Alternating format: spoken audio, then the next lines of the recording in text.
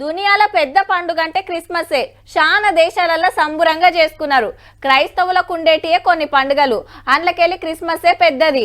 3-4 రోజుల ముందుకెళ్ళి షాపింగ్లు జోరుగా నడిచినాయి. బంగ్లాల మీద నక్షత్రాలు పెట్టుడు, లైట్లతోని సింగారిచ్చుడు, క్రిస్మస్ చెట్లు పెట్టుడు నడిచింది.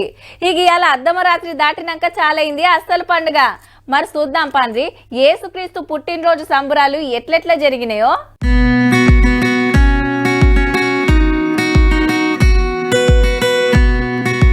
రంగురంగుల లైట్లు, కరెంటు బుగ్గలతోని చెక్కున మెరిసినాయి చర్చిలు. కొత్త బట్టలు దొడిగి క్రిస్మస్ చెట్ల ముంగట ముద్దుగా ఫోటోలు, సెల్ఫీలు దిగిండ్రు. సికింద్రాబాద్ హ్యాబిట్స్ చర్చిలకు శితమొచ్చిండ్రు. ప్రార్థనలు చేసుడు, కేకులు కోసుడు, పాటలు పాడుడు నడిచింది. మెదక్ పెద్ద చర్చి కాడ జాతర సాగింది.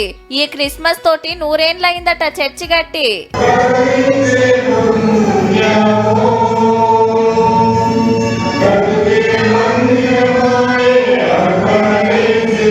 అన్ని మతాల భక్తులు మెదక్ చర్చికొచ్చి ప్రార్థనలు చేసిండ్రు.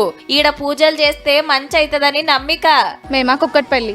ఇదే ఫస్ట్ టైం అండి నేను రావడం. నార్మల్ గా మొక్కుకోవడానికి వచ్చాం. మంత్రులు, ఎమ్మెల్యేలు, ఎమ్మెల్సీలు, ప్రతిపక్ష లీడర్లు క్రిస్మస్ సంబురాలల్లో పాల్గొన్నారు. ఆ జిల్లా ఈ జిల్లా అని ఏం లేదు, తెలంగాణ అంతటా సంబురంగా చేసుకున్నారు. యేసయ్య అప్పుడే పుట్టినట్టు సెట్టింగులు, పెద్ద పెద్ద క్రిస్మస్ తాత బొమ్మలు, పోరలకు గిఫ్టులు, డ్యాన్సులు మస్త్ అనిపించింది. ఆంధ్రాల అమ్మ విజయమ్మ, జగనన్న కేక్ కటింగ్ చేసి ఒకరికొకరు తినబెట్టుకున్నారు.